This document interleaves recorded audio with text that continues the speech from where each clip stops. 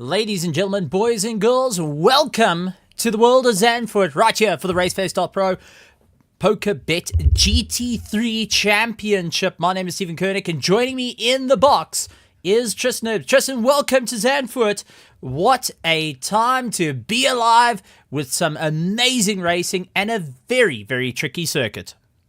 Yeah, Stephen, it's always a great thing to be joining once again for the RaceFace.Pro PokerBet GT3 Sprint Series Season 12 Championship. Round 3, as you mentioned, down into Zandvoort in the Netherlands. So nice and technical track that we're going to be seeing here today. Lots of flowing corners, and we're going to be seeing the driver's skills being put to test on those tires, especially on that right side tire with multiple left turns happening. But I'm looking forward to a great race, Stephen. Hopefully we see minimal contact and some great qualifying. And yeah, looking forward to what we shall see as the Pro Division tonight, cleaning up the streets and taking some of the fastest times in the championship. Well, let's head over to qualifying as it's alive and well, and Tim's going to bring some sound because it's always fantastic to hear these engines come to life. And let's take a look at who is out on the track. Werner Skuman, followed by Ruan Kleinans, Johan Verveers, Jude Neville, Fleming Bauer, Tianus Buerta, Gerry van Zyl, Ruan van der Walt, Henry Meyer, Mordre Claessens, Paul Venter, Chris Stolz, along with Brandon Holtzeisen, Daniel the Hitman de Villiers, Gideon Reyna, Bradley Surley, Jody Seidman coming in, a new name to the world of RaceFace.Pro, Viertia Buerta, Johan Kleinans, Roquez Jathanam, also a very new name, Mac van der Merwe, Altman Buerta, Devin Dunon, Ryan Barrington-Smith, Tianus Buerta, Dean Nokia, along with Karat Bukas, Peter Meyer, Mustafa Nordin, also one of the newer names that's popped up in the scene for Star, Ron Free, Hansi Myberg, Henry Platt in 33rd, Darby Dreyer, Jaco Krobler, Chris Collision, Kohler's son, I do apologize, Dean DePriest, and Jean Mossot going and rounding out our field here tonight. Amazing mix of drivers, 38 cars out on the track, a very tight track to have 38 drivers, but the times already starting to come in. Henry Mayer with a 1:34.6, Fleming Bauer trying to come back at him, and he's lying in second place at the moment. Absolutely. I mean, we're seeing time start to fly, and was actually on Henry Mayer there. He went off the track last lap, trying to push a little bit faster to get a bit more lap time. Or he was just bringing the car in to try and swing around for a faster time. But Fleming Bauer, a name that we haven't seen actually at the top of the board for quite a while. Actually the teammate to Henry Mayer in the Martian Racing McLaren 720S. So good to see him up there. Gideon Reyna now taking that second place away from him with a nice 135 flat. Looking good so far for the drivers. Still slowly starting to warm up, getting out of the pits. We've only got a couple of names on the board. Actually, no, we've got a decent amount of names on the board so far. Only a couple of drivers, Ruan van der Walt, Hansi Myberg, Henry Platt, Davy Dreyer, Tianus Buerta, Dean Dupree, and John Mostert, who have not set a time yet. So everyone getting nice and early out on track, trying to get those times. And so far, only 3 drivers managing to set a sub 135, Stephen. Well, Chris Stolz putting the Ford Mustang into second place, is looking to take the fight to the sharp end of the field. And Fleming down now into third, getting joined by his teammates on the way out. Gideon Reyna of the Omnius Gaming and PokerBet having to see there's a BMW in the way, the 111 of Dean Nokia going and waiting out. Bernard Barkhuizen also pushing a little bit harder. What's the general discussion in the pits for a lot of the drivers at the moment? A very tight circuit, very difficult track, lots of tire wear in terms of how things are going to go. What's your general thought process on this? Well, I think a good thing to take into consideration here, Stephen, is also that we're running a relatively steamed up track here. 27 degrees track temperature, 21 degrees air temperature. So as you mentioned, Zandvoort being a very flowy and very technical circuit, there is going to be high tire degradation compared to your tracks such as Monza, which is where we raced last week, which were much easier on the tires compared to a track like Zandvoort. So I don't know, especially in tomorrow night's race, if we're going to be seeing those single tire pit stop strategies. I think there's definitely going to be some form of tire tax in this race, particularly because, I mean, on this track, particularly due to the constant flowing corners and the pressure that is put on these tires. But Bernard Barkhuizen actually setting a better time there, 1:34.7, another driver to breach the 1:35s. Fleming Bauer now down to 4th. Mac van der Merwe, great drive from him up to, now down to 6th. 135 flat as well from him. Gideon Renner getting pushed down a little bit further. But Henry Meyer sitting very nicely at the top with a 134.6. Currently the only driver with a 134.6. Bernard Barkhuizen behind with a 134.7. So slowly the drivers are starting to pick up a little bit more pace. Again, only 2 drivers left so far who have not done any times. That's David Dreyer and Rowan van der Walt. So we should start to slowly see some times from them. Yeah, well, Daniel de Villiers trying to step up the pace, picking up a bit of time underneath his belt, hoping that it can get a little bit more up towards the road. But this is going to be an interesting one because the championship all running in Henry Meyer's favor with the top of the pile and ensuring that he is ready to claw his way to the top. I'm not quite sure if he's going to be able to keep that same pace at the moment because, as you mentioned, Bernard Barkhuizen, one driver that wants to keep going, and there's quite a few others chomping at the bit. Ryan Barrington-Smith, remember, he hasn't had the easiest of runs this season with a few niggles catching him out. He's looking to try and prove himself. Werner Skuman's also been on a very positive climb for the last little while, so he's hoping to ensure to stay at the top of the running order. I mean, this is very, very close lap times. Now our top 6 all into the 134s, and you can see those times starting to collapse on one another. Bernard Barkhuizen only 0.1 off Henry Meyer, who is leading our championship. But these two have got a bit of a history over the course of the season, and they are looking to bring it all to roost once again. Johan Kleinans, also a driver to keep an eye out for. Cristol's Delta Negative has been rather consistent in his pace. Mac van der Merwe has been climbing. Fleming Bauer has been thereabouts, trying to support his teammate Daniel de Villiers. Gideon Reyna, also another driver to be aware of. That late pit stop did make an impact at Monza. Absolutely. We saw so many different strategies being pulled at Monza. Some tires opting to change tires, others opting to stay on the same tire that they started the race on. And it really threw a spanner in the works, especially for drivers such as Henry Meyer, who faced quite an imminent threat at the end of Monza, the Season 2 race last week, with Bernard Barkhuizen getting up very close and personal after he decided not to change tires, whereas Henry Meyer did decide to box and put on a new fresh set of tires. So all these strategies slowly start to come into play. We're going to see even more of those strategies be pulled on Zandvoort, especially with the higher tire degradation. That'll all be in the tomorrow night's action with the 2 mandatory pit stops. But for tonight, obviously, as we know, there is no mandatory pit stop needed. It's a 45-minute sprint to the line. But still, anything can happen in those 45 minutes, Stephen. Well, this is the thing. It's anything can happen in terms of a sprint race, but consistent pace has proven itself a rather strong feat. So I wouldn't count it out as yet because anything can happen. And in the world of PokerBet, it's all about gambling it to the line, ensuring that you can roll the dice. If you're going to hold back and defend and just worry about what's going to be the outcome, you are not going to get that climb.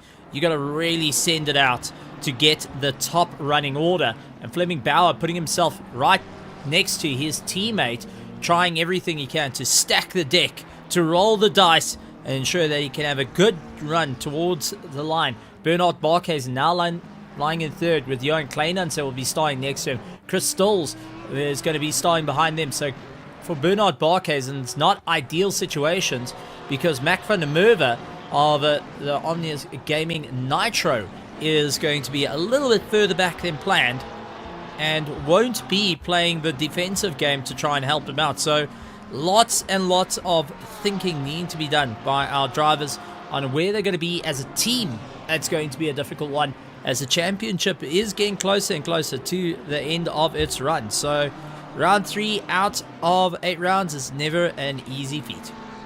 Definitely not, but I mean, we're seeing some crazy intensity and pressure down at the track. I mean, witnessing Mac van der Merwe having to swerve through a lot of traffic there to avoid impact. He had cars on the left and right trying to slow him down.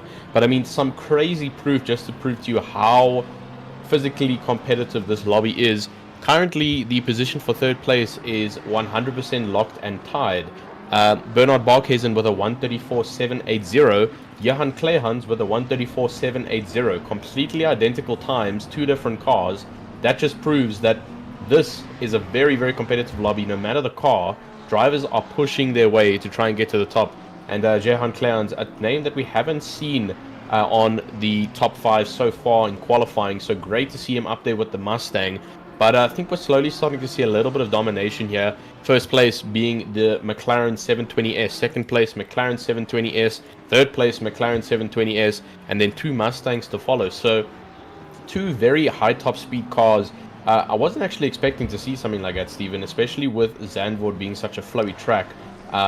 With multiple corners left and right compared to Monza, where the Mustang really dominated. The Mustang is still holding on, currently 4th and 5th with Johan Klehans and Chris Stoltz, holding on very nicely, even though being a front engine car, having a bit more understeer compared to the likes of the mid-engine runners such as the McLarens of Henry May and Fleming Bauer, still putting in some really good lap times.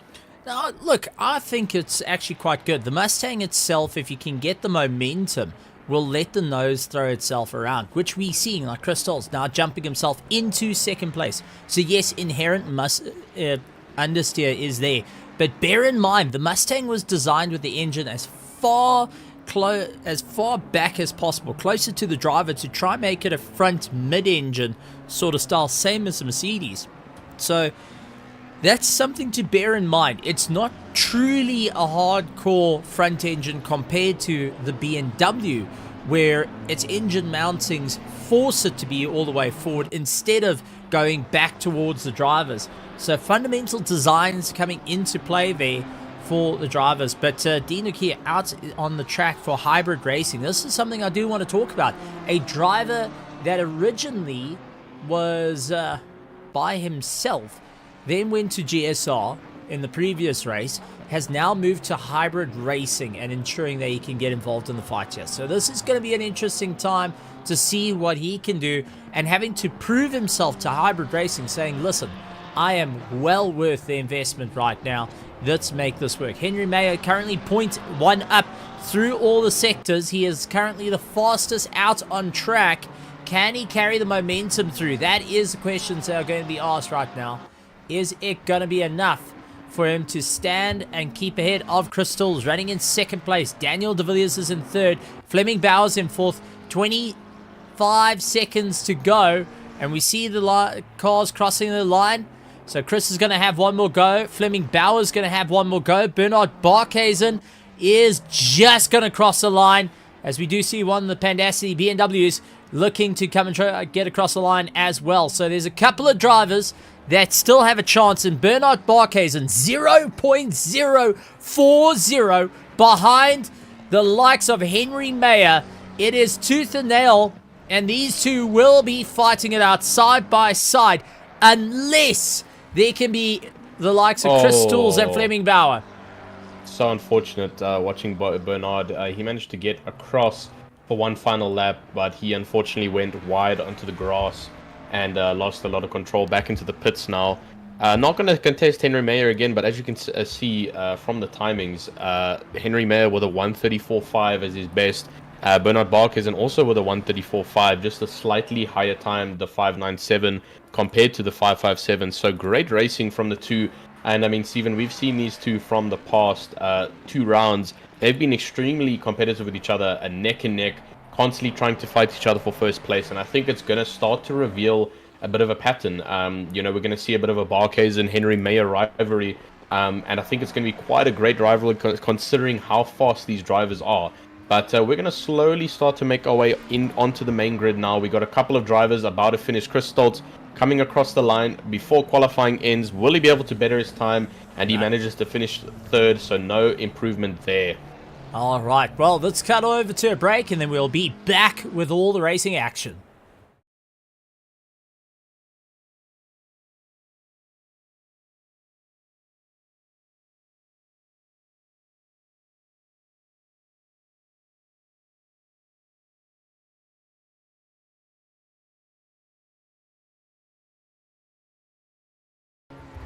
Ladies and gentlemen, boys and girls, welcome as we get ready to rock, roll, and rumble. My name is Stephen Koenig. Glad to have you guys here. Tristan Herb's going and joining in the commentary box. Tristan, we saw qualifying. It's going to be an absolute banger of a race. But now we're going to be heading down to the grid as Henry Mayer is looking to start it out ahead of Bernard Barkhuizen. Third place, Crystals, followed by Daniel De Villiers, Fleming Bauer, Johan Kleinans will be looking to try and improve his time.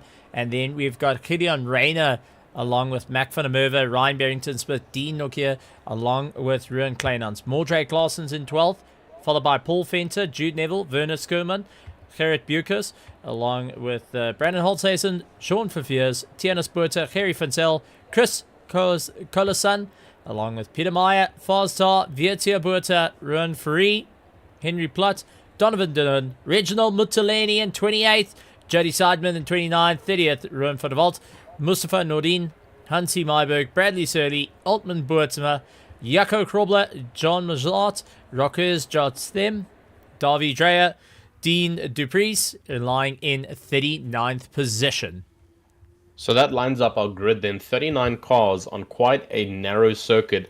I'm a little bit scared for T1. I won't lie to you, Stephen. It's going to be a bit of quite a little bit of a concertina effect like we saw on Monza. I don't think it's going to be as intense as the straight is not long enough to, break away fast enough. But, I mean, still, we've got 39 cars hauling straight down to turn 1.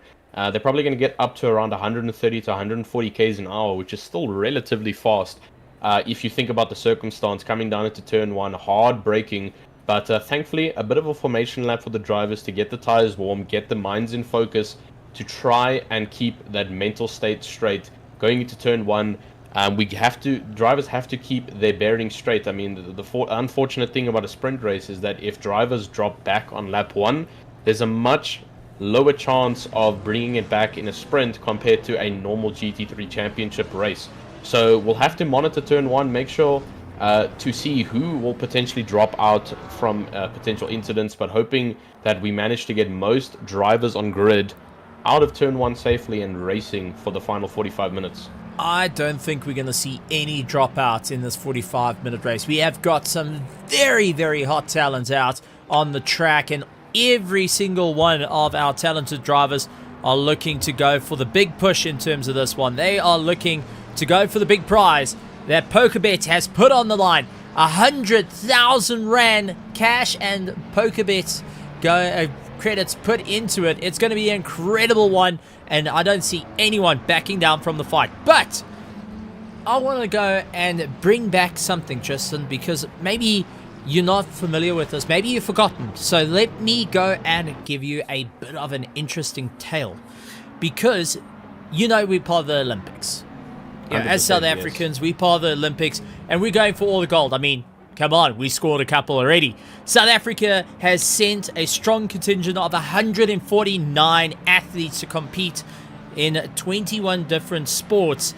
And with that being said, PokerBet will be rewarding you for every medal they earn. Yes, you heard me right. Every medal they earn. Place bets on any of the Olympic markets today, and you will start earning entries into a draw to win your share for at least 20,000 Rand at the end of the Olympics. And to make it even sweeter, PokerBet will also be increasing the size of the prize pool by 5,000 for every gold medal that SA wins, 2.5 for every silver, and 1,000 for every bronze. So remember, it started off at 20,000 Rand. It's going to increase. And if I remember correctly, we've already scored 2 gold medals.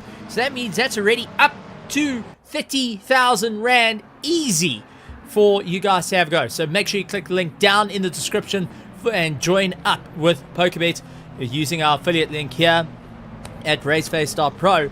And a big shout out to PokerBet being a part of our sponsors. Absolutely incredible stuff. But now we are getting into the nitty-gritty of this race. It's going to be a wild, wild one. Henry Mayer, Bernard Barkhuizen together know each other too well. Crystals and Daniel, the Hitman De Villiers, into the top 4.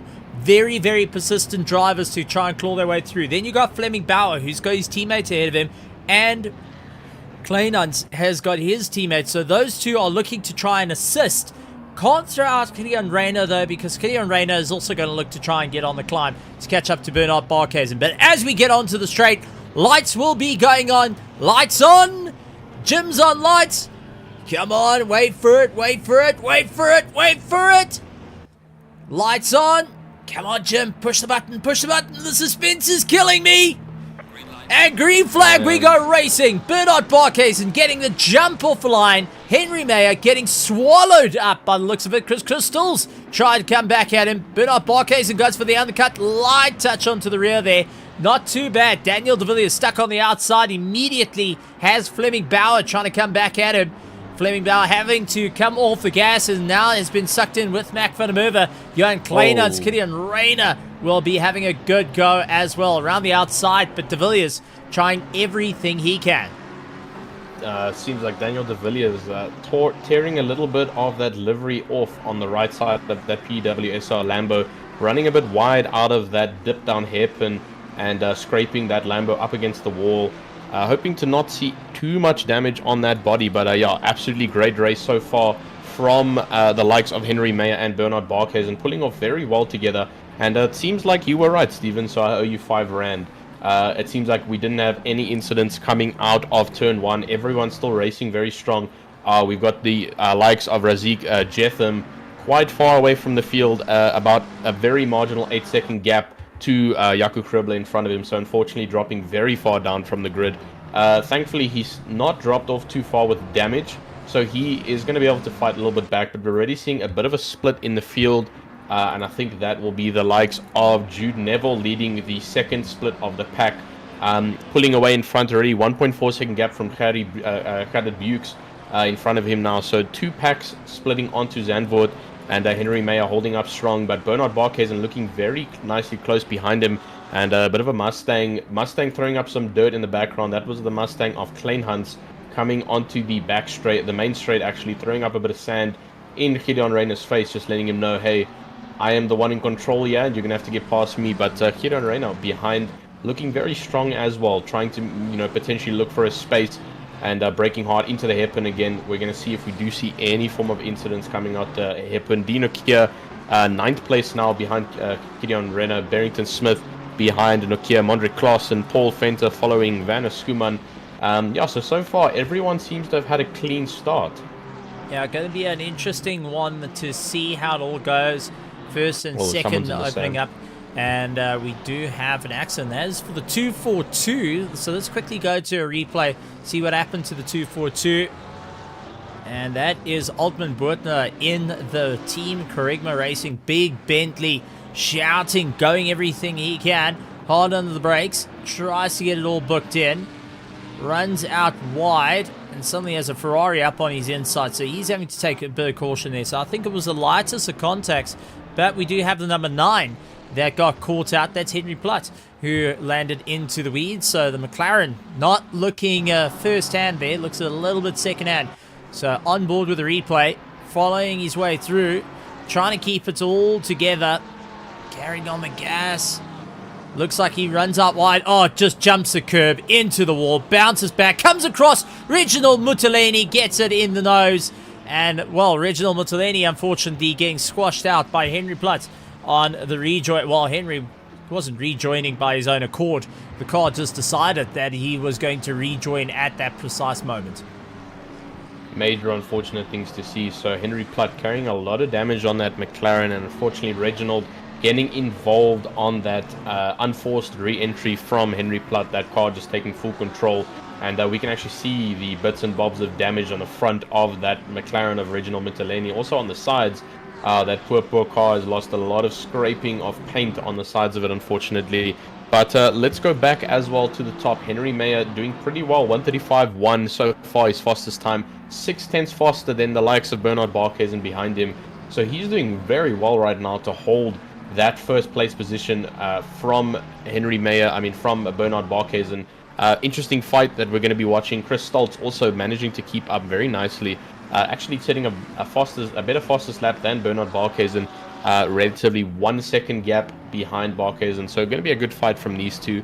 Fleming Bauer to follow then with a 1:35.7. Mac van der Merwe doing very well in 5th in the Omnius Gaming Nitro car on the rear end of Fleming Bauer. Looks up the inside to see if he can make a pass, but has to duck back in to avoid any form of incident. Yeah, it's going to be a bit of a hot take there for him to try and go for it. But the Porsche having a lot of rotation compared to the McLaren ahead of him. Runs out a bit wide, touches the dirt, has to try and bring it back. Now looking for the inside line into turn 1, not brave enough. But take a look at that Lambo of Daniel de Villiers closing up under braking, jumping onto its front suspension, onto the bump stops to just slow it down. So he's really putting a huge amount of pressure onto it. So Mac van der Merwe keeps the pressure on Fleming Bauer, but I'm sure he's keeping an eye in the mirror for Daniel de Villiers all over the back of him, looking left, looking right. Has you guessing what's going to be happening here? This is going to be an absolute run for it all. But out there in our virtual grandstands, something I do want to point out, Jean-Ray Buerta has one big sign out of the grandstand. I need to pull out my binoculars and take a look. It says, Tristan, did you do Max Porsche? Beautiful, mate. So, I don't know, there's a question out there. Sorry, my binocs are a little bit dusty. Recently just got them out, shake them out. Oh, wait, there's a starfish that came out there. But, Tristan, you're getting questions asked all the way in the grandstands on Wonder Yonder. Right, I also need to quickly whip out my binoculars. It seems I left them in my my patch. Actually, I haven't. I'm waiting for them to dust off as well as I'm waiting for the virtual grandstand to come to me. But if the question was relating to the livery being created for Mac van der Merwe, then yes, that is indeed the creation of myself. Very nice livery inspired by the Marlboro original livery of the Formula 1 car back in the 90s. That's where the inspiration came from, and it dabbles very nicely with the colors of the green of Omnius and the blue of PokerBet. So nice little combination there. The car looks real nice on track. It looks real mean as well, up there in the top 5. So appreciate so much for the compliment of the livery. So let's continue. Daniel de Villiers still putting pressure on the back of Mac van der Merwe, and he's got a Mustang as well behind him. That's Jehan Kleinhunt, who's also doing exceptionally well. 7/10s behind Daniel de Villiers. He dropped off from the start a little bit, but best lap so far, 1:35.4. Not too bad at all. Actually on par with some of the front runners. So great race from him so far. He needs to just keep pushing for the final 37 minutes. Well, let's take a look. We have a bit of an incident that happened to the number 42 car. That is Paul Venter, who had to really grab it by the neck with the Aston Martin, trying to line up the inside, switches to the outside with one of the Pandassi Porsches stuck on the outside. Little bit of rubbing is racing between the two into turn 1, but understeer coming into play.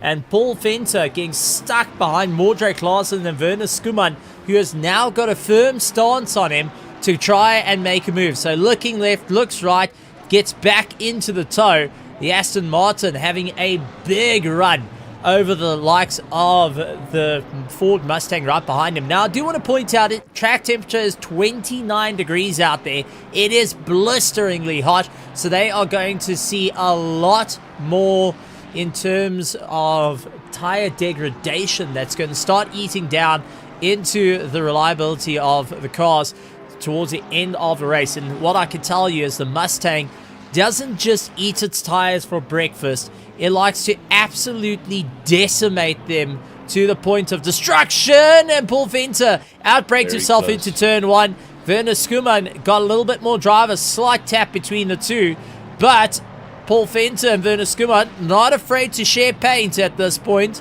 Nose to tail on the way through. Logistical Nightmare Racing versus the likes of Pandacity, and these two are hammer and tongs at one another, not backing down from the fight at all. Another little fight starting to build up just ahead, though, is Johan Kleinhunt and Daniel the Hitman de Villiers. The PWSR colors are going and fighting it out tooth and nail, with Daniel running out wide. Johan Kleinhunt immediately tries to look for that inside line. Couldn't get it all tightened up, and it is turning into a monumental fight. I do want to say, though, since we spoke about liveries during the 35 minutes left of this RaceFace.Pro PokerBet GT3 sprint race, it does give me a bit of nostalgia vibes to a certain George G. Max that was also, if you had the best looking livery, you were the fastest out on track, and it seems to be the debate at the moment in terms of the liveries. So I'm going to put a challenge out to everyone, and this is one to put out on social media. Go onto Facebook.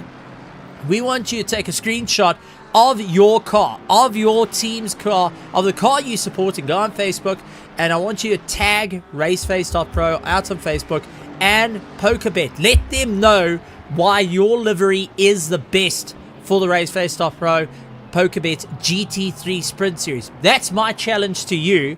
And you know what? I think I'm going to do that, but I'm not very good in terms of ACC, but I know someone that's very talented for iRacing, who's my teammate. So I'll show a bit of our livery to throw into that hat. Yeah, I think with sim racing especially, there's always been two fights, one on the track and one on the social media. It's always a talk about liveries. It always has been. We've seen it across multiple motorsports, especially F1, whenever you see those liveries of the cars drop every year. And I mean, you see it with the teams as well in the RaceFace League, dropping liveries at the beginning of each season. And I mean, I gotta say, there is some pretty impressive liveries here. Virtus, come on. Getting it out of shape on the exit. Sorry about that. We just saw Virtus getting out of shape in full fenter. Looked to try and get past him, but just didn't have a straight line. Carry on.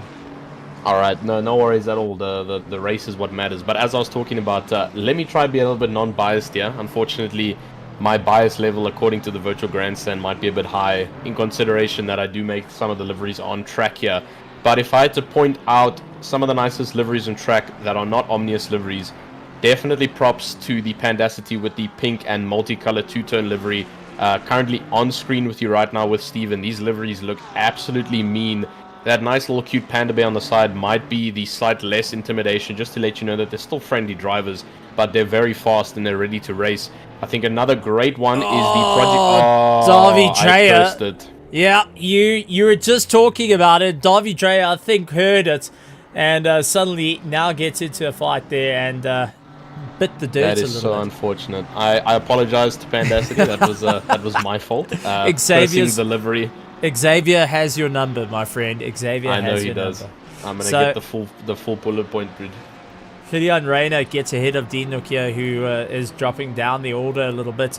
Interesting fight, though. Brandon Holzhausen in the Logistical Nightmare Racing Mustang with Tinas Buerta onto the back of him.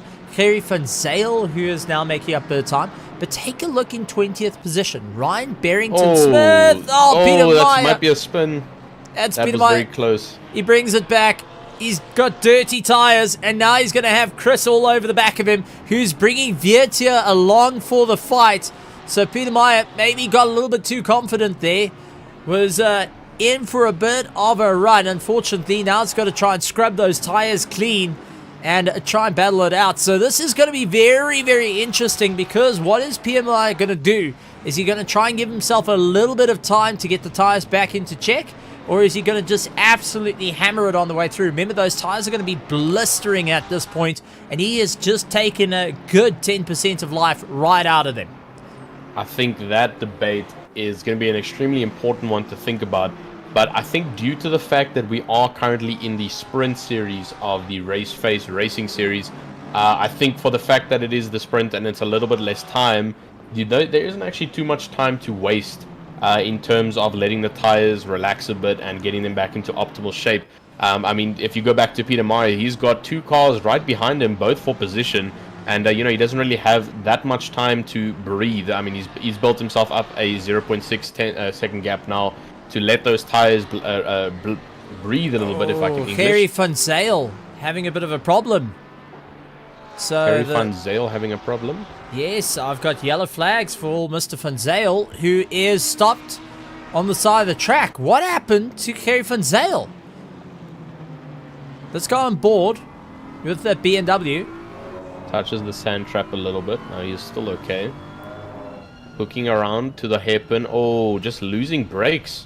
No, that looks like a little bit of a... There's no throttle. His steering's locked, and he's back to the pits.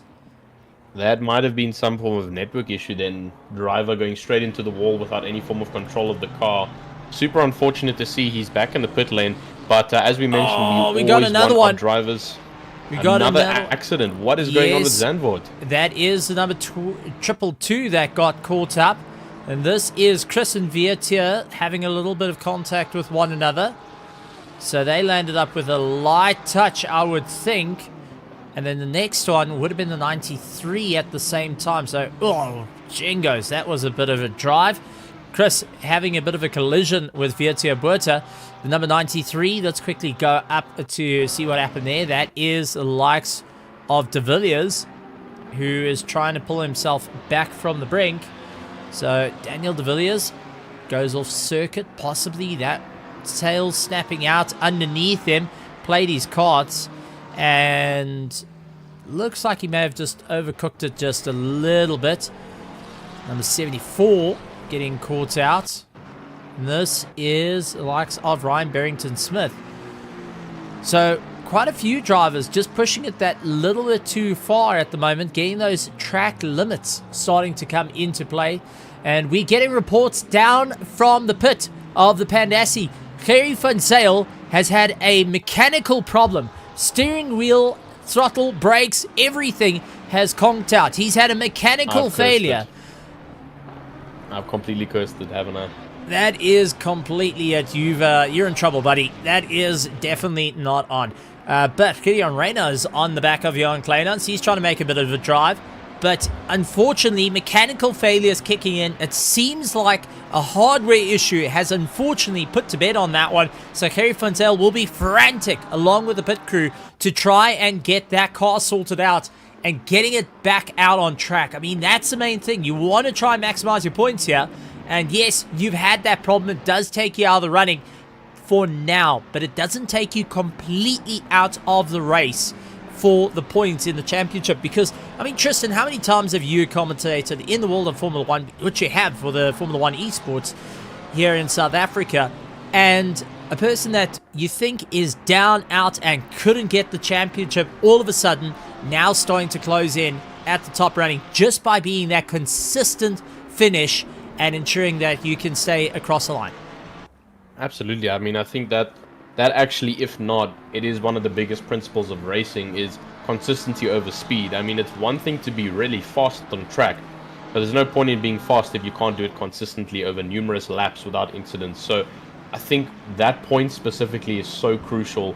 And I mean, if you're trying to compare game titles, you're looking at F1 having a point cap on the top 10. So after falling out of top 10, there is no more points to gain, which makes sense why drivers would want to give up. But this is not Formula 1. This is Assetto Corsa Competizione, and this is the RaceFace.Pro PokerBet GT3 Sprint Series. And there is points for every position here, Steven. So, I mean, there is never, in my opinion, there's never a reason to give up. You can always get points. You can always salvage something from the race. So, to Gerry van Zyl from that mechanical failure, I'm sorry if I cursed you. That is a real big one if I have, because I'm going to get the full bullet point list later. But I urge you to get back on track if you are going to manage to get that hardware sorted, because there are points waiting for you. Yeah, it's going to be an awesome one. It's going to be a big fight out, I think, to get him back out on track. But I want to start going and looking a little bit deeper at things, because we need to talk about a few matters that are happening on track. We talk about those upsets coming in, and for PokerBet they do have also the upsets with the Olympics. So it's renowned for the Olympics is renowned for dishing out upsets and surprise results daily. We know this. You follow it. Same in the world of sim racing. So what PokerBet has done is they are offering an opportunity to those that have placed a bet to get 10% of your stakes back per week for every 1,000 rand wagered on the Olympic markets and lost. So sign up today and get your cash back to get your head back in the game from PokerBet. So great to see that, and it does lead into what we were talking about. But Gideon Reyna out on circuit. Anything you would like to say about Gideon Reyna at the moment? Very good dive bomb from Kleinans, actually keeping it nice and clean on De Villiers. And Reyna now now joining the fight. Oh, yep. De Villiers actually losing out big time. De Villiers, a little bit of bumper tapping there, a little bit of love tap to let him know that he is there. Oh, and a bit of a flick actually from the Ferrari. The pressure is on you, Steven. De Villiers now very under pressure from Reyna behind. Kleinans now building a bit of a gap after the fighting happening, but someone else is joining the party at the back there. Mondre Claessens and Dino Kier, both of them actually joining the party, which is actually going to cause a bit of a train there, Steven, for the position that De Villiers is carrying. That's position 7th, which is some valuable points on the line. Yeah, this is going to be it. Now, you're just talking about your team's driver, so hopefully your commentator's curse does not hang around for that. Hybrid Racing now onto the back of him. Mordrake Larson's off Pandacity is also looking to close down this gap. So we're going to have a bit of a train because take a look. Fleming Bauer is only 1.5 seconds ahead of Mac van der Merwe. Johan Kleinans, Daniel de Villiers, Kilian Reyna, Dean Auclair, all on the back of him. Mordrake Larson's into that fray as well. So the train from 4th to 10th is still very, very close. Another good train. Brandon Holthazen, Tianus Buerta, and Ryan Barrington-Smith also now getting into the fight between one another. Werner Skuman, though, is venturing off. Werner Skuman. I think you're cursing it as well. Yeah, no, I'm used to that. Trust me. I get lots of the PowerPoint presentations from the Pandassi team saying, oh, come on, Steve, just enough now. Oh, Werner Skuman just losing out that little bit of time, tries to straighten the steering to slow the car down to avoid a spin. And unfortunately, a little too late. He keeps it out of the wall, but unfortunately, that has dropped him out of positions. Peter Meyer, though, having a bit of a problem. The number 8 venturing off and losing out to Viertia Buerta. Donovan Dunant, he has properly lost a lot of time. So let's see what happened to the likes of Peter Meyer going around. I know that he's got a lot of interest in iRacing, so he has been doing some valuable practice for that. And I think he's trying to compare what the Porsche does over the curb, a little bit wide, to the fringes of the track. So he does get a little bit off sides there. Let's go to the second of the incidents, though, as he got a little bit of pressure from, that looks to be Viertia Buerta on the back of him, trying to keep it all consistent. I think he overcooked it through the corner. Yes, he did. And, in the wall. That is why he cannot put a fight up, because that steering is more bent than a 2-pound note, and he is just trying to drive through it. Yeah, that's real unfortunate from Peter Meyer. Slapping that wall at full speed, that's going to be a major dose of damage, and unfortunately in the sprint race, there isn't that time to salvage and actually go get in the pit and try and repair that. But as we're speaking, Tianus Buerta and the likes of Ryan Barrington-Smith having a very intense fight right now with also Brandon Holthazen in front. Witnessing them just now very close to each other, bumper on bumper action here. This is the battle for 17th, and as we see the likes of Werner Skuman in front after that spin, he is sitting in front of Brendan Holthazen, but here comes the pass. Ryan Barrington-Smith looking up on the inside of Tianus Buerta and manages to take it with a little bit of contact, but managing to keep both drivers safe. Coming out of the corner, both angled straight, no damage too intense, and now it's going to be the chase for 17th. Brandon Holthazen is going to have the likes of Ryan Barrington-Smith on his tail. So definitely getting caught out there, but you get bit of an incident there from Siereman, and I believe that's Fai's Tar. Siereman actually going completely off track and losing complete control of the car over there. Yeah, but back to you, Steven. This is Tianus Buerta. He actually nearly went into the back of Holthazen, got tail happy, and then had the contact with the likes of Ryan Barrington-Smith. So he's definitely trying a little bit, but those rears are not happy with him. On that replay, we could see that the McLaren's starting to battle a little bit more, so it does lead into what the Lamborghini and the Ferrari are starting to go through. That hot-cold transition, the heat up through the tires, now not playing very nice with the drivers as they try make their way through. Dean Nokia immediately looking to put his nose in of Kilian Reyna, who seems to be dodging those apexes faster than anything at the moment. He's trying to get that nose in, but it's just not reacting at this point. Rolls the dice, getting snake eyes every single time. Now he's getting it, trying to hook it back to Daniel de Villiers, getting some drive to it, but not very quick out of the corners like at the beginning of the race. And with 21 minutes still to go, do you think they may have overdone it that little bit with the tires and starting to lose some pressure in them? I think that's definitely something we're going to see. Jan Kleinans going off on the back straight. On the main straight, sorry. Main straight, so came out of the corner, got onto the dirt, and was still relying on the power the whole way through. Unfortunately, that was just grinding the nose against the tire barrier, so that not helping him there. And Kleinans, who was fighting it up in the top 5, now suddenly gone.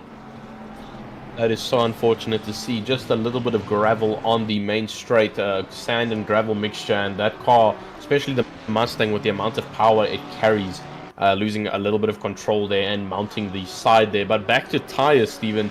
I think it's something that every car is going to face here. But like you mentioned, some cars experiencing it a little bit earlier on, the likes of the McLaren and the Ferrari and Lamborghini, are going to slowly start to see it a little bit more with those mid-engines, a bit more weight distribution across all 4 tires. But I think it's going to happen with everyone here. We are now 19 minutes, just under 20 minutes actually left of this race, and these tires are going to slowly start to get more and more cooked. But I mean, from what we can see from this race here, Steven, do you think we're going to see tire changes for most cars in tomorrow night's race? I think there's going to be tire changes. There's no option about that. You're not going to be able to go on a set of tires the whole way through, especially with the track temperature at 29 degrees. It's brutal out there. Tires are starting to fall apart. I can tell you from my experience in hot temperatures like this and racing these cars, unfortunately these tires land up, they fine, and then they drop off a cliff. And I mean, it's like skydiving from Table Mountain sort of run without a parachute on the way down. So you're going and hitting every branch, rock and everything on the way down when they do drop off. But it does look like the front engines are a lot nicer on their tires versus the mid engines, probably because they're not pushing as hard. In the beginning, you just battled through that understeer, but starts to come alive a little bit later. Daniel de Villiers and the likes of Gideon Reyna fighting each other are constantly pushing it to the fringes of the circuit, while you watch Dino here a little bit more calm, just taking those tight apexes, not going and ensuring that he's running close to the limits of what the tire can do and the limits of what he can do in a nice, comfortable speed. At the moment, though, all running the same lap times. I mean, this is just the buddy.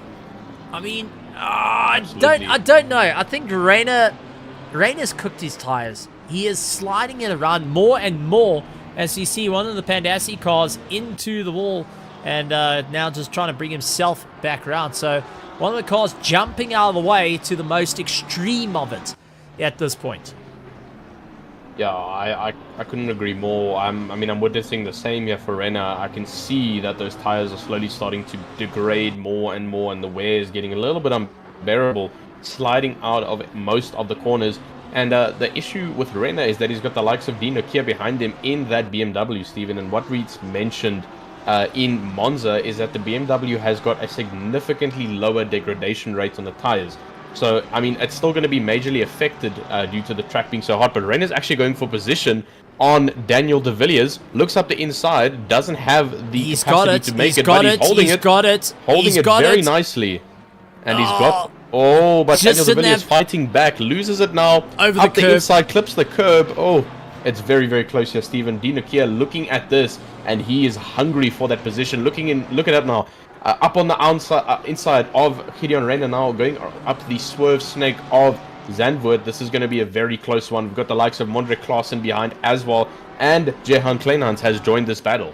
Yeah, this train has just gotten a bit bigger towards the sharp end of the field. Henry Meyers in first place, Bernard Barkhuizen in second, third Fleming Bauer, Mac van der Merwe, Daniel de Villiers, Gideon Reyna, Dino Kia, Mondre Klaassen and Johan Kleinhans all going at one another.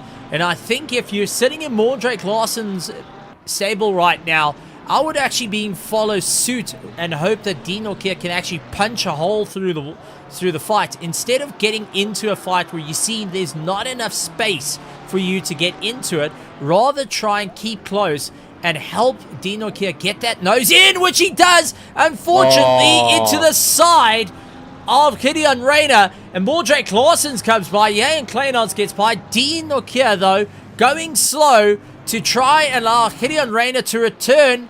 And now take a look at this. It's just created a Constantina effect. Paul Venter threading the needle, gets by, says thank you very much, boys. He's going to get going. Johan Kleinhans trying to take a look in. Gideon Reyna's tires absolutely toast on this one.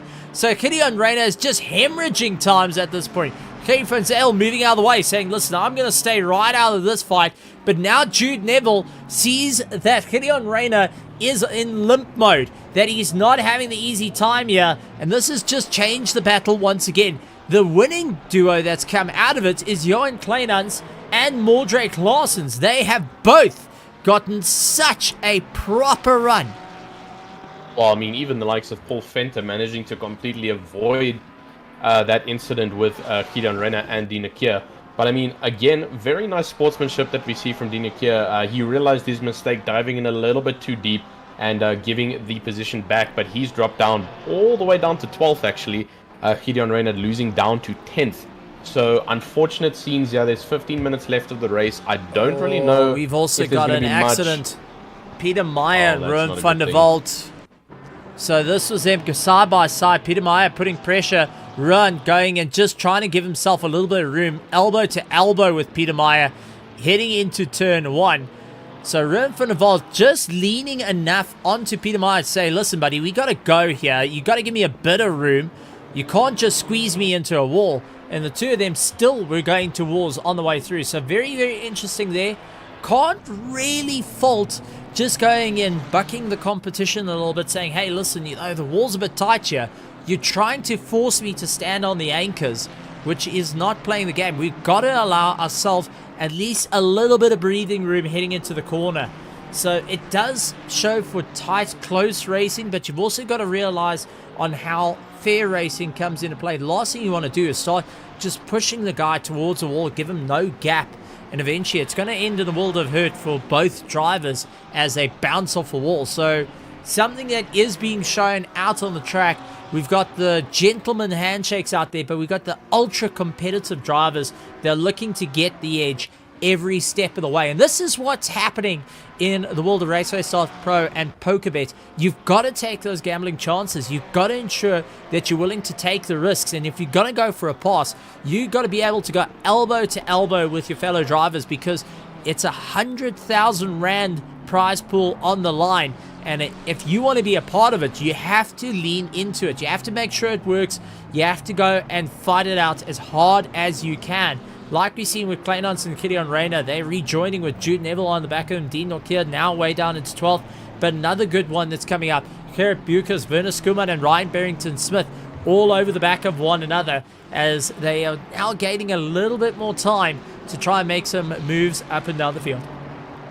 Absolutely. The competition is very, very tight. As we actually witnessed Renner making a nice move on Neville, getting in front of him, and he squeezed past now Skuman on the back of Gerrit Bukes. Joan Vivier is in front of them, blocking a little bit of the time that is trying to be gained by Werner Skuman.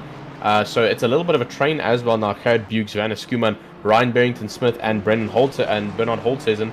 So very nice little train portions that are developing here, Stephen. We've got a lot of them on the track.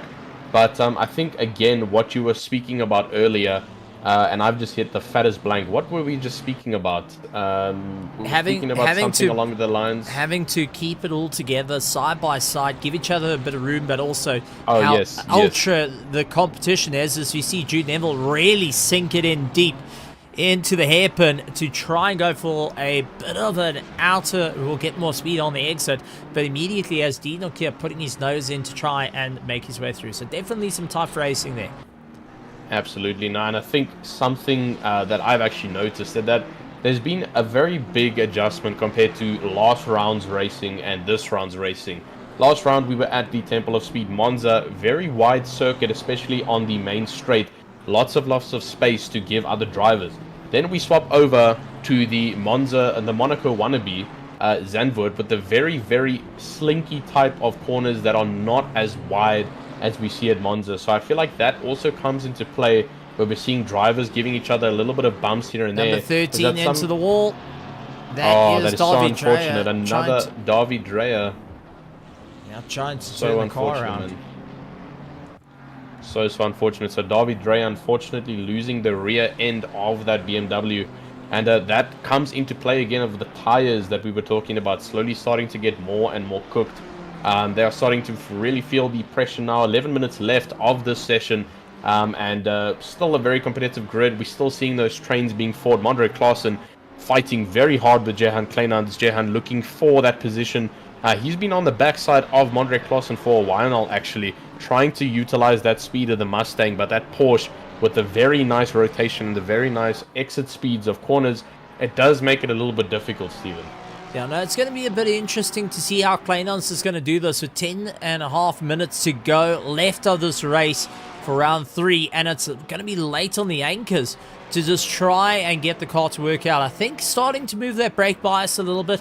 Mordred Claessen's also trying to improve his racing. I've got to say, drivers have really stepped it up heading into the season and heading into the PokerBet world of RaceFace. I mean, if you think about it, PokerBet has come to the party and said, listen, we're going to put up a prize pool, we're going to be part of this, and we're going to reward the champions in both the grandstands, out on the track.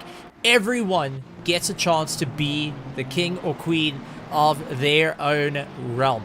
But what we're going to see is drivers, teams, and different members of the team starting to get into it. We're starting to see those race engineers coming into play.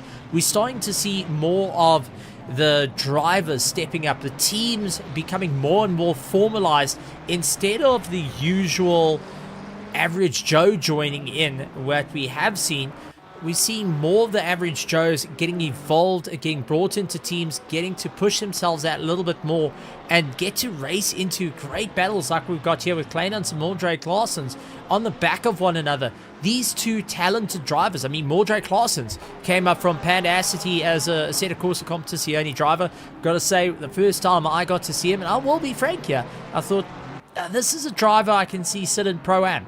I'm not quite sure if he's going to make it into Pro, and he's proven me wrong on that. He's really clawed his way through. Johan Kleinans, very experienced, and has done a phenomenal job in terms of going and teaching and trying to get quicker and also teach others to get quicker, taking up the challenge, saying, listen, I want to go and get into Pro.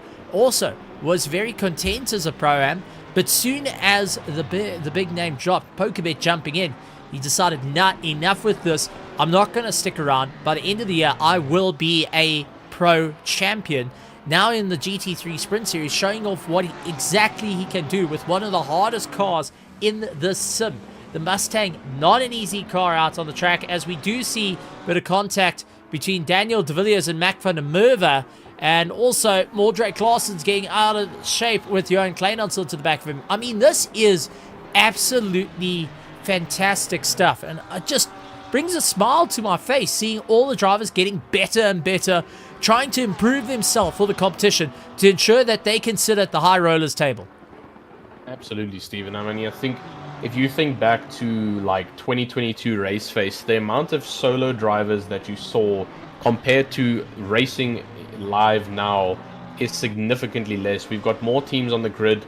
We've got more drivers being able to sign up to teams easier, get that support that they need, get the motivation as well to, continuously participate in races. And like you say, it's an amazing thing to see. Drivers are learning more, they're learning faster, they have that drive and ambition to push for the Pro Series, the Pro Leagues, the Pro Division, and more of that, try and push for the win in Pro. But speaking of the win in Pro, we've actually got a very interesting top running fight going on. Bernard Barkhuizen, 0.7 seconds from Henry Meyer. Now, this is something we haven't seen in the past 2 rounds. Henry Meyer actually dominating in the past 2 Sprint Series rounds, giving a nice 5 to 6 second gap. And now he's got 6.5 or so minutes left of this race, and Bernard Barkhuizen is under a second of him, and he's been under a second of him for the past, I'd say, about past 12 laps already, Stephen. Yeah, this is going to be interesting because how far has he pushed the car? How far has he pushed those tires to its limit? So I do think Bernard Barkhuizen has got an opportunity here. Henry Meyer's been putting in some banker lap times, but if I look at his last lap, did it 35.807. Bernard Barkhuizen 35.747. So it's definitely coming down and becoming a bit more of a fight. Fleming Bauer in a little bit of no man's land at the moment, lying in 3rd place. Mac van der Merwe, though, Daniel de Villiers on the back of him. Kleinans getting the jump with Mordred Claessen's immediately going underneath him. These two are fighting it out. And don't count out Paul Fenter at the back. He is looking to throw down all the shenanigans at this point. Looks for the inside line. Couldn't get it all sorted out. Gets back onto the power. Now he is all over the back of Kleinans. who was fighting tooth and nail with Mordrake Larson. So this has now opened up the gap a little bit more for Mordrake to get some breathing room, but Kleinhunt's starting to watch his mirrors. Let's go back a little bit further. Ruin Kleinhunt's, Gideon Rayner, these two are still slugging it out. Jude Neville hanging in there. Dinock here, along with Fafirs, and then we go a little bit further back. Werner Skuman, who had fallen off the track a little bit earlier, now with Ryan Barrington-Smith coming at him, doing everything he can to try and close up the gap. It is absolutely phenomenal stuff as the drivers make their way through, each trying to prove themselves a little bit more. Our leaders are only 0.8 in the last 5 minutes of the race, but the action towards the back end of the field into the top, just out of the top 10 as well, has become alive. It has become wild, and we're in for a monumental dive. I mean, we've got a 4-car train fighting for 9th, 10th, 11th, and 12th position. Tristan, I mean, take a look at this as Ruan Kleinhunt puts a wheel on the dirt. Gideon Rayner will get the drive. Jude Neville will get the drive, heading onto the main straight. If we're talking about DRS opportunities, this is going to be it. Johan Kleinhunt's trying to go around the likes of Mordrake Larson's, but Mordrake going down the gears, actually going and short shifting down the gears to ensure that he can hold back Kleinhunt, because he tried going for the undercut, but there's a Porsche that's going very slow on the apex, and that really takes it out of you. I've got to say, something that a lot of people tend to forget is when you're going deep into a corner on the inside, if it's a third gear corner, drop it down to second. Keep it high second. Those revs are going to be screaming its guts out. But if you can ensure to hold that apex, knowing most drivers, and I say most because you do get the absolute flukes that will go around you on the outside, but most drivers will try and swing the nose to undercut you, thinking that you've outbraked yourself, and will not expect you to engine brake. And that's exactly what was done. Now Kleinhunt's onto the tail will be pushing for a mistake, but if you can keep slowing him up, keep going and knocking him off cam, it means Paul Fenter will come back at him. But take a look, first place on the line, Bernard Barkhuizen and Henry Mayer, last 3 minutes of the race, and we are going racing with back markers in for Henry Mayer to try and go and deal with Reginald Mutuleni getting a tank slapper through turn 1 as he tries to keep it all together. But Bernard Barkhuizen now pushing onto the back. The current leader of the championship of Martin Racing has got a KSR OG problem, and the OG is going to show what he can do at the moment with that big green snake, pretty much skinned nose, trying to come back at him. I say snake skin, that reminds me of a boomslang from the world of the jungle. You know, that green mamba coming into the play. I think that's actually kind of the inspiration I got with that car. Is it's a bit of a wild car in terms of all the green colors. You know, it comes from the wild. You don't know what to expect from it, other than it'll fill up your rear mirrors. So I mean, that seems to be fulfilling its job. But some changes we actually managed to see. Gideon Rayner took the lead of that little train that we saw for P9, and he's actually managing to develop a little bit of a gap now to the drivers behind him. But this is so intense, guys. 2 minutes left of this sprint series, and Bernard Barkhuizen is 0.3 seconds from Henry Mayer. If Henry Mayer messes up here coming out of the final corner and Barkhuizen gets a better run, we might see some form of position change, but Henry Mayer keeping it nice and clean coming onto the main straight. I don't know, Steven, this is a very stressful one. We've got 1 minute 55 seconds left. That's basically 1, maybe 2 laps left, depending on if they cross the line. It's going to be 2 laps. This is going to be 2 laps left. This is going to be 2 laps. It's on there. This would be the second last lap as they fight their way through. Henry Mayer, Bernard Barkhuizen going at it, giving it hammer and tongs at the moment, trying to make their way through, and I can hear you chomping down on your nails because this is now wild. Remember, if Bernard Barkhuizen can get onto the back of the likes of Henry Mayer and take that pass, as we do have a bit of damage going on. Paul Fenter down the charts, losing our drive. He's dropped down 2 positions from his run, so he is not having an easy time at the moment.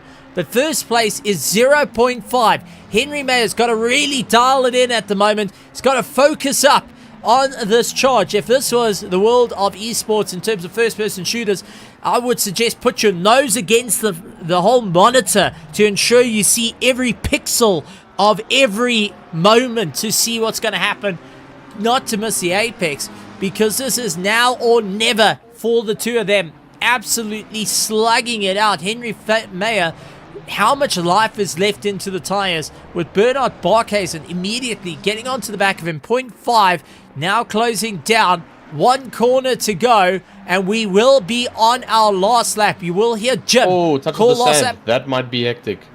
All right, well, Bernard Barkhuizen lost out that drive, 0.8 of a second, as we go on to our final lap. Henry Mayer out into first place. Bernard Barkhuizen in second place. Fleming Bauer in third as they charge their way through. Barkhuizen trying to look for the inside line. Couldn't get the pass down as yet into turn 1. Turn 2 is going to be follow leader along with turn 3, getting a little bit snaky under the brakes. Henry Mayer trying everything he can to just hold back, and you can see how Barkhuizen immediately closes up under braking, tried to get everything going, not too quick there. So this is going to be a monumental run for Barkhuizen. He's got to claw his way to victory here, absolutely flat out, and you can see the screen saying final lap. This is all or nothing to get it booked in. Getting a slight lift off the throttle, tries to bring it back. Izano's going to dig in, making quite a few corrections into the corner. I think his tires are getting absolutely hammered out there, asking for everything. Tank Slapper on the exit, getting a little bit too loose on the throttle as they charge their way through. Henry Mayer still leading out the charts, trying everything he can. Bernard Barkhuizen closing up and losing out. I don't think he's going to have enough to get on by to ensure that he gets going. This is going to be a very, very close underbraking into the chicane. Now it is going to be just 2 more corners. It's going to be the double right-hander. Henry Mayer just needs to keep it clean. In through the first right-hander, short straight, and into the second, and has done it. Henry Mayer will come across the line to take the checkered flag, making it 3 out of 3 rounds. Bernard Barkhuizen gave it everything he could, right to the line. Fleming Bauer into third, back from the Merva, but we still got races on. Mordrake Claessen's in 5th with the likes of Kleinans onto the back of him as they fight their way through. Nothing in it for them, and Claessen's trying his luck. We've actually got a big fight right now with Kleinans and Dean Noche. He's actually very big fight between the two right now. Kleinans actually dropping off a little bit from Dean Nokia, but that was very close through the hairpin neck, side by side. Through the chicane, sorry. So, I mean, very, very intense racing up until the last couple of seconds here, Stephen. And, I mean, we're seeing it, what is that, Mondre Klaassen and Johan Kleinans coming across the line basically by next to each other. 0.086 of a second. Mondre Klaassen was able to hang on. That is because he sneezed backwards to ensure that he gets across the line. Kleinans gets in 9th, 10th place, Jude Neville, Daniel De Villiers, Paul Fenter, Sean Fafiers, Werner Skuman, Ryan Barrington-Smith, also 0.4 behind Werner Skuman, so close to him. Gerrit Bukers, along with Brandon Holthazen, Viertia Boertek, Chris Collison, along with Altman Boerter, Peter Meyer, and Rem van der Walt battling their way through. Rem van der Walt pips Peter Meyer at the line, and that is 0.052 of a second. Straight line killed Peter Meyer, and Four-Star comes in 23rd, 24th referee Jody Seidman, Mustafa Norden, Brandy Surley, Joko Krobler, Sean Mazart, Henry Platt, Reginald Mutaleni, Tianas Puerta, Chris Stolz, Davy Dreyer, Raz Jakim, Donovan Dunnan, Dean DePries, and Harry Van Sale rounding out the field. We're going to go to a quick break, and then we will be back.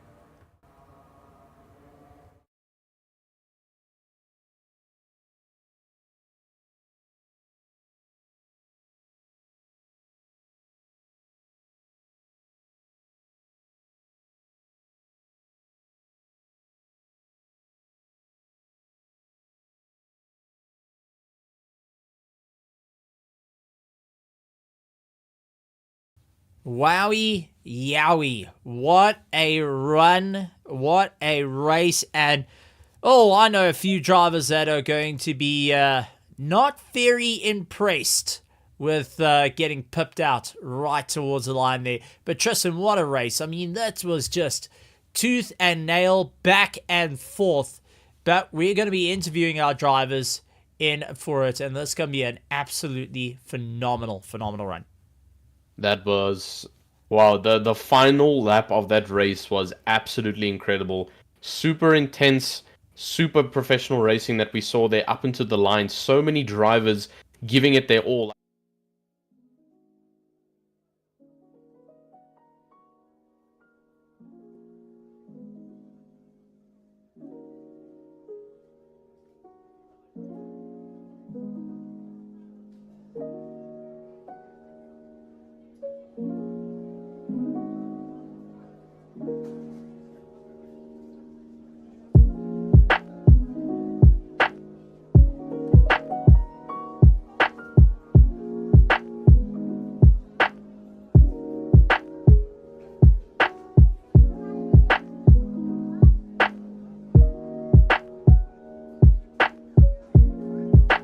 Oh, wow, Justin, what a run there. It was great stuff and some close racing to the line. Looks like we had a little bit of an audio kick out there, so apologies to all our viewers. But, I mean, Tristan, just summing up of what you just said in terms of some very, very close racing right the way through, drivers having to push themselves out of their comfort zones to ensure that they stay into the mix of things, and having to really push that bar a little bit more forward.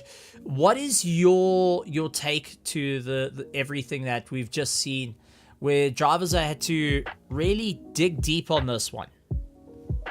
I mean, yeah, drivers really had to try and source those final bit of pieces coming into the final couple of laps. Tires were falling apart, like you mentioned, Steven. Zandvoort really did some taxes on those tires, ripping apart the little pieces of those tires as the race started to progress. Major tire degradation across most cars, and that just also shows the skill having to be placed by some of these drivers, having to push until those final couple of breathing moments, like mentioned before. So incredible racing, Steven. I can't wait to see the next sprint series, and I mean, so far it's been an absolutely amazing series to watch. Short time to race, short time to react, and drivers are still racing as professional as possible.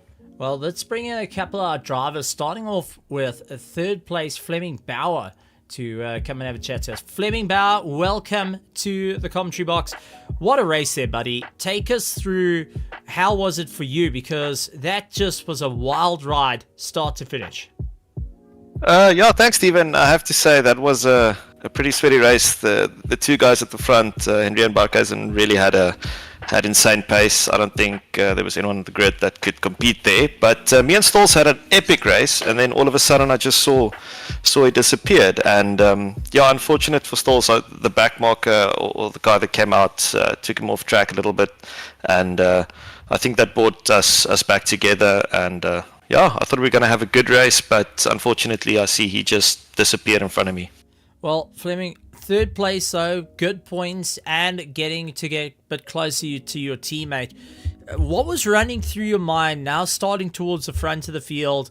You've got 39 cars. It is Zandvoort. Now, Zandvoort, as my co-commentator Tristan goes and says, is pretty much the Monaco of GT racing. Seeing that 39 cars lurking around and the corners, yeah, looking a bit on the tighter side. No, definitely. At the start of the race, I had a couple of miss braking zones and so on as well. Luckily, could save it. But Mac put a lot of pressure on me at the start. I mean, we knew there was going to be some accidents. Obviously, there's no way to overtake here, and it's difficult. I have to say, I think everyone did very well. Seeing on looking at the minimap, wasn't a lot of yellow flags or so on, just popping up everywhere. So I think the guys did good, and I think this was a very good thing for tomorrow night. A lot of guys learned what's going to happen. Well, that's it, and still some points in for that prize pool. 100,000 Rand brought to you by PokerBet coming to the table. Tristan, anything you would like to say to Fleming Bauer before we allow him to take the floor and address all our petrol heads here tonight and all our sponsors? Well, first thing I'd like to say is great race once again, Fleming Bauer. Managed to take another podium, man, so absolutely great racing from you, and great racing overall from the team, Martian Racing. You guys managing to pull a lot of points so far in both sprint and main championship series, so absolutely phenomenal job there. I just wanted to mention one thing that me and Steven noticed throughout the race. You tended to sit a little bit in no man's land for quite a couple of laps, no drivers behind or in front. So was your objective to kind of try and catch the front, or were you just trying to keep a nice steady gap to any driver behind? Tristan, when I saw the guys ahead was running away 14 seconds ahead, I just decided to try and keep it clean. It's so easy to make one mistake on Zandvoort. It's one tire off the track and you'll just go spinning. So I literally just tried to keep the gap between me and Mac. I was looking at the times constant, just making sure I'm either the same or maybe that 0.12 ahead. And also for tomorrow night's race, this was great to check what the tires are going to do, and I can tell you it's getting slippery out there very, very quickly. So yeah, I just tried to pace it and not focus too hard on trying to catch, because that would have been my end, definitely. Absolutely. Well, I mean, phenomenal job on keeping the tires intact, but the floor is yours to mention anything or address anything from the race. Obviously, keep it PG, but go ahead. Guys, I just want to say thank you to RaceFace, PokerBet, all the sponsors. I mean, this is a once-in-a-lifetime opportunity. Anyone that's listening that doesn't do sim racing, please come and join. We all start at the bottom and work our way up. It's not a 1 month thing, but it's definitely worth it. To my team, congrats. Thank you for everyone supporting. And yeah, guys, great stream. I always go and watch it back at the end, and the commentating is always amazing. Oh, thank you very much. And, well, go watch it back. And a big shout out to Tenvo Tech with some of the new overlays that have been put in, going and making it a bit awesome. Trust me, I can't wait till you watch it back. But well done on scoring third place. Absolutely tremendous stuff. And we'll see you for the next one. Thanks, Steven. Keep safe. Cheers, guys. Absolutely incredible. Well, Tristan, I'm going to leave this one to you, because I'm sure you're going to have a bigger smile on your face as we're going to go and bring in second place, and that is Bernard Barkhuizen to come and have a chat to us. Over to you, Tristan. Well, Mr. Barkhuizen, I believe we meet again. It might be a bit more of another Spider-Man moment, as we mentioned on the private group chat for Omnius. Once again, scoring a podium and a phenomenal race from you again. What were the thoughts going through the head? How's it, guys? Yeah, my thoughts going through my head is not qualifying in P1, and that's pretty much it for the rest of the race. That is so unfortunate. Yeah, I just couldn't overtake him at the end. But yeah. Well, you gave an absolutely phenomenal drive. We kept very good tabs on you, managing to keep a nice second within from Fleming Bauer, and you were really neck and neck. So I just wanted to ask a question: what are the thoughts going forwards for the sprint series? Do you think that you'd be able to capitalize in the following races? Obviously, you've done a couple of races now, and I think we can safely assume that you and Henry Mayer have developed a bit of a rivalry. So you're going to have to start studying his patterns of how he drives. So in future races to come, do you think you might be able to learn the patterns and take that first place away from him, because he has dominated this season so far? Yeah, no, look, Henry has become very fast in a couple of months. So, yeah, it's just going to be practicing a lot to get to catch him at the end. So, yeah, very impressive for Henry. Just like he didn't make any mistakes.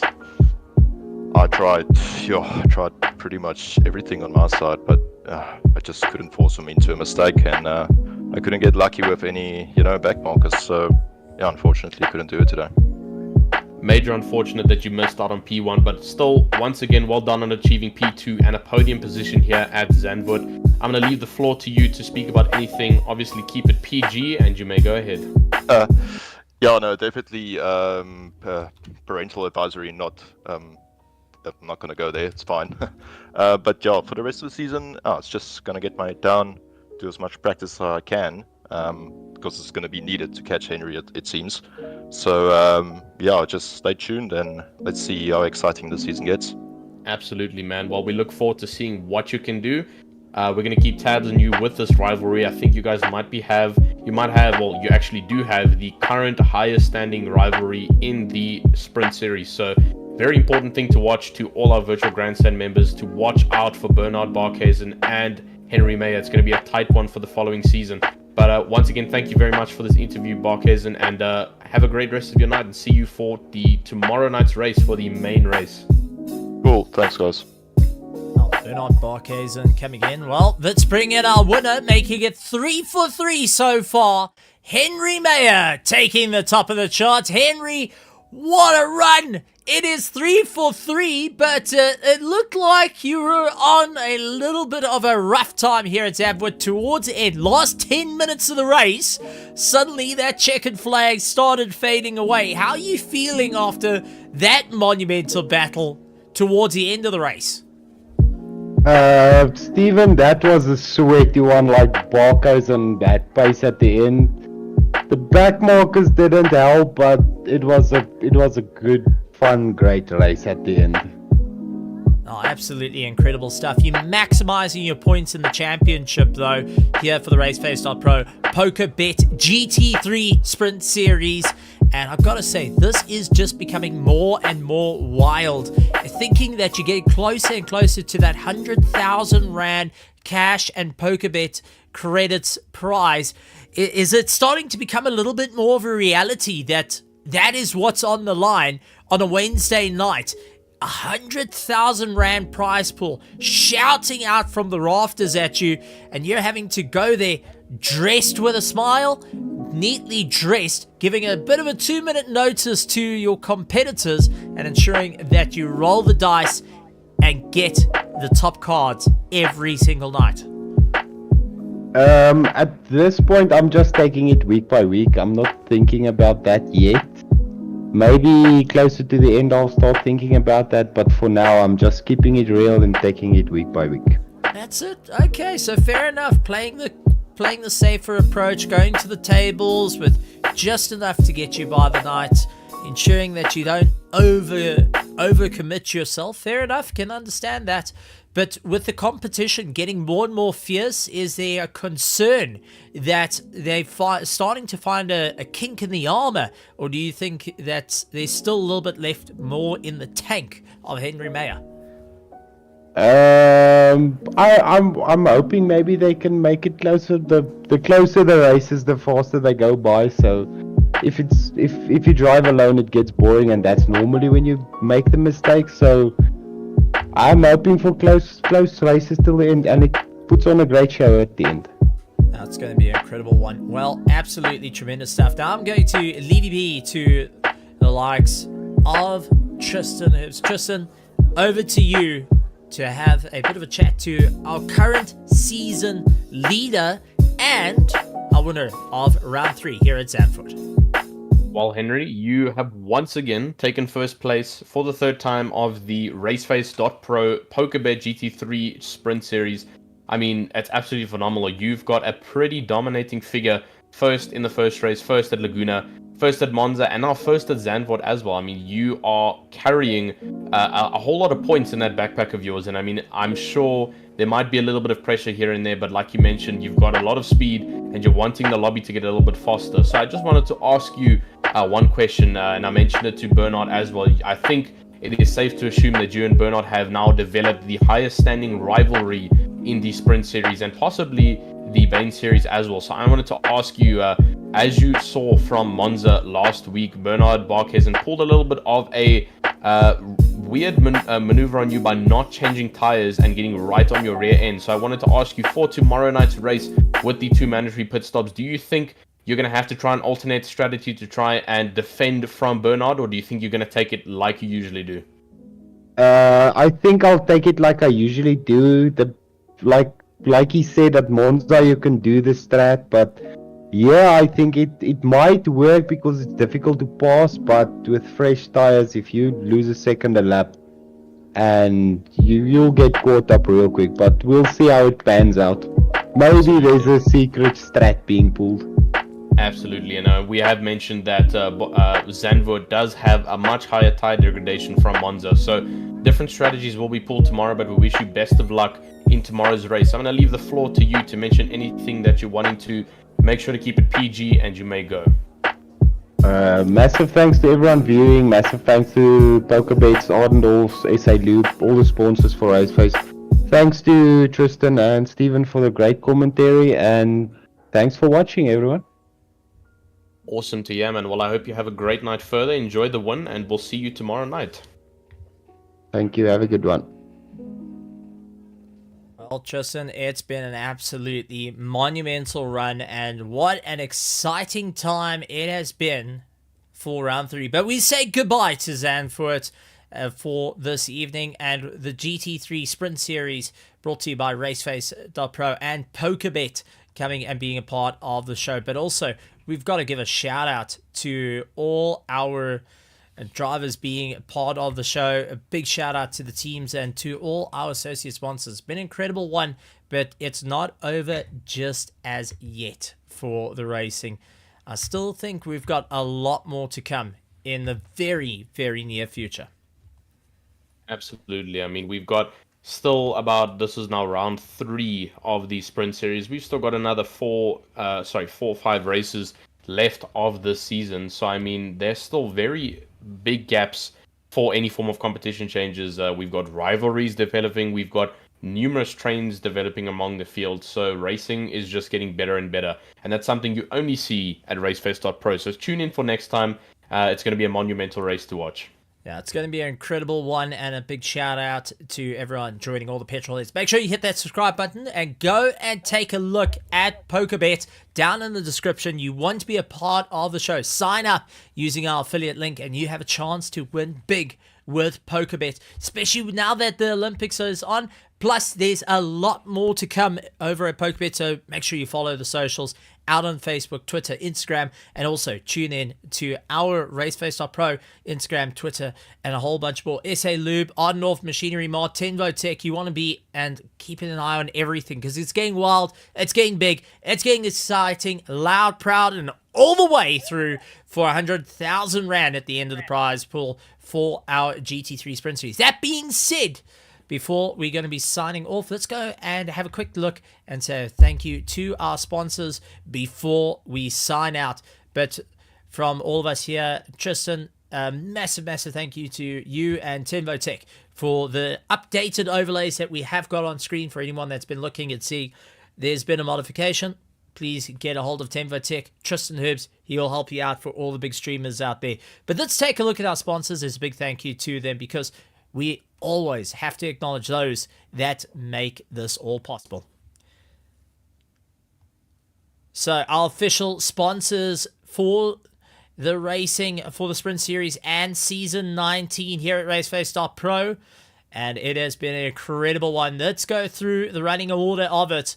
Starting off with PokerBet, going and bringing in the massive prize pools you see here this evening. Red Star Raceway being the first ever track to get supporting behind the world of sim racing. Ardenhof Machinery Mart going and being part of all your machine needs. SA Lube, 20 years plus of bringing in Castrol and lubricants. Scallywags Drift Academy. If you want to go and learn how to get it sideways, get hold of Scallywags. A big shout out to them. And obviously, Tenvo Tech being the last in running of it. But, Justin, before we say goodbye to our fans, anything you would like to say before you sign out? And we look forward to tomorrow evening. I think the only thing that we can mention is if you were interested and if you enjoyed the racing from tonight, you have to, and I mean you have to attend tomorrow night's race. The virtual grandstand has got no limit for how many people can watch, so there's always a reserved seat for you. Do never feel like you are not welcome. Tonight's race was a mere 45-minute sprint with no strategy involved in the pit. Tomorrow night we face well over 1 hour and 20 minutes at Zandvoort with tire degradation at the max. 2 mandatory pit stops needed. It is going to be one hell of a race, and I do not think that you should miss this one. It's going to be a great race. Zandvoort, very technical track, and it's going to be a great one to see for some championship points. So tune in, and we'll see you guys tomorrow night.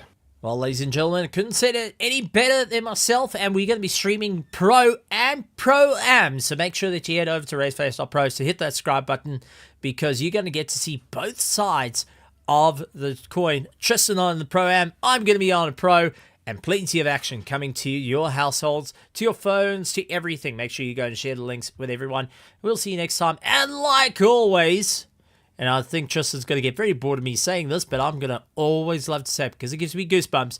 A good morning, good afternoon, good evening, and good night, everybody.